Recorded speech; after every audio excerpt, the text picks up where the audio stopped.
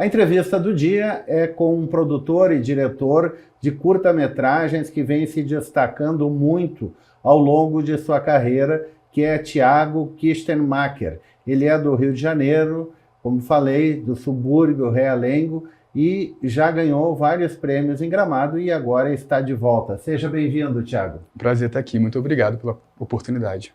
Você já foi premiado aqui em Gramado. Qual foi o filme? Foi o filme Aquarela, de 2018, que eu tive o prazer de dirigir no Maranhão através de um convite de amigos que surgiram na minha vida através do cinema. E foi um prazer enorme. A gente ganhou melhor montagem, no caso eu montei o curta-metragem, e melhor desenho de som do meu parceiro assim, de longa data, Fábio Carneiro Leão, que é maravilhoso. Enfim, estou muito feliz de estar de volta. A temática dos seus filmes normalmente é LGBTQIA+. Por que você foca tanto no tema? Desde criança eu sempre usei os filmes como refúgio de alguma forma. Eu era aquela criança que ficava em casa assistindo desenho, filme. Eu sempre fui apaixonado por terror, por exemplo. Ficava assistindo filme a tarde inteira sozinho. E uma coisa que eu percebia é que eu não me via nas telas. Eu era uma criança gorda, gay, de Realengo, subúrbio do Rio, que ligava a TV, ia no cinema e de forma nenhuma via nada que me lembrasse na tela. Então, assim, eu cresci já com essa predestinação a fazer cinema desde novinho. A minha família toda já entendia que aquilo dali era meu caminho de uma forma meio que natural, assim. Ninguém ficou surpreso quando eu decidi estudar isso, né? E quando eu resolvi estudar, eu comecei a me movimentar no sentido de mudar um pouco o que eu vivi no passado. Eu queria que o cinema começasse a ser, de alguma forma, uma plataforma para a visibilidade de pessoas que não necessariamente se veem constantemente em protagonismo, que é uma coisa que é muito pessoal e é uma coisa que eu tento ampliar para as pessoas no meu entorno, para os temas que eu costumo abordar nos filmes. Por exemplo, eu sou um homem gay, mas eu gosto de falar de todas as camadas da sociedade LGBTQIAPN+. Eu estou falando sobre pessoas trans, eu estou falando sobre mulheres lésbicas, eu estou falando sobre crianças, idosos. Eu gosto de ampliar esse território para que mais e mais e mais pessoas se vejam e usem, de uma certa forma, a plataforma que eu vou construindo aos poucos, muito na marra, lá no subúrbio do Rio, para se verem. É basicamente isso, eu quero que as pessoas se vejam. Chama atenção também a tua preferência pelo subúrbio, né? De colocar o subúrbio na tela. É mais divertido? É muito mais divertido, porque justamente está engloba a ideia de representar algo que não costuma ser visto necessariamente da forma como eu vejo.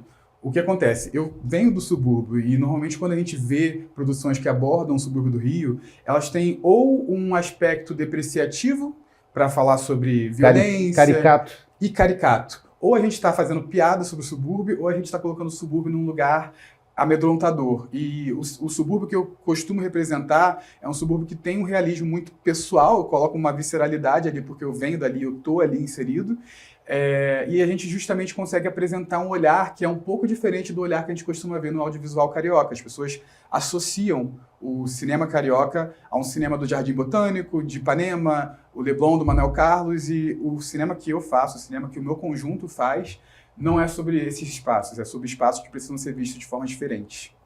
Quantos curta-metragens você já produziu ou realizou? Olha, eu estava chegando à realização de que esse é o 7º. Eu estava falando que era o 6º curta-metragem, mas eu comecei em 2014 com Voltando para Casa, um curta feito assim com literalmente R$0, assim, foi super na marra que foi feito, e eu continuei fazendo esses projetos até chegar no Aquarela, que foi lançado em 2018, através do convite do pessoal lá do Maranhão, meus amigos, que teve um investimento e foi uma mudança na minha carreira nesse sentido de, aos pouquinhos, começar a ter mais estrutura. Mas eu estou indo para o 7º curta-metragem e tenho muitos planos assim de começar a adentrar outros territórios, em série, longa-metragem. Eu estou no momento desenvolvendo uma série de ficção através da Rio Filme. É um prazer estar podendo dar um passo, sabe, diferente na carreira nesse sentido. E eu acho que depois de 10 anos faz muito sentido começar a explorar novos formatos. Claro, porque 7 filmes de curta-metragem é a pergunta óbvia. Quando você vai fazer um longa?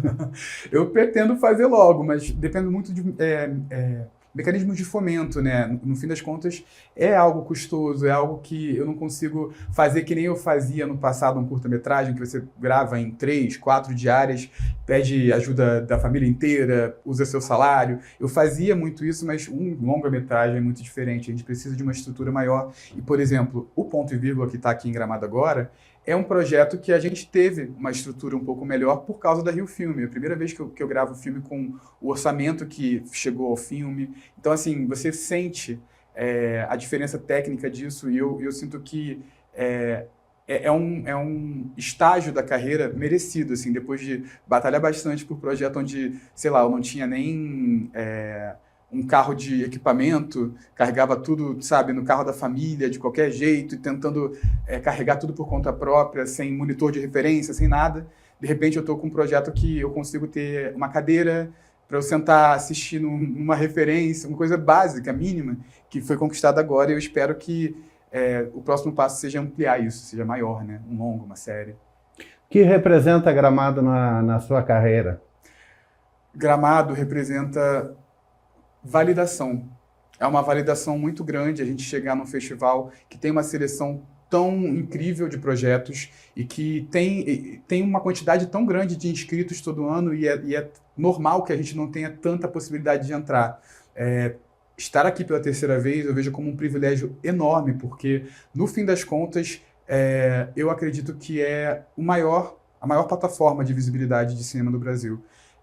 Então, assim, é como se eu tivesse... Esses dias eu estou aqui e eu estou basicamente aproveitando cada segundo que eu estou na cidade para saborear cada momento e não esquecer dele, porque no dia a dia, na batalha de tentar conseguir um espaço, um audiovisual complexo, no cenário do Rio de Janeiro, nessas distinções de um cinema de subúrbio que eu venho comentando, é muito comum que eu me sinta muito depreciado, muito desvalorizado como profissional. Então, estar aqui tem um senso de valor, me resgata um senso de valor interno muito importante para mim e que me dá fôlego para continuar buscando isso e indo atrás. Assim, eu vejo Gramado como um sonho, de uma certa forma, que está se conquistando, e voltar aqui é outro sonho acontecendo novamente. Aquele tapete vermelho é mágico. Eu sempre entro com o pé direito. E faço carinho na bunda do Kikito também, que é uma tradição que me ensinaram. O Matheus Nastergalli fez a mesma coisa. Importante, muito importante.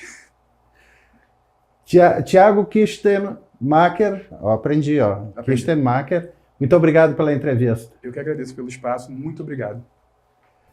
O Gramado Notícias volta amanhã aqui pelo YouTube da Gramado TV, pelo canal 6 da Claro para Gramado e Canela, e também pelas plataformas da RBT, Unifique e a Dionet. Até amanhã!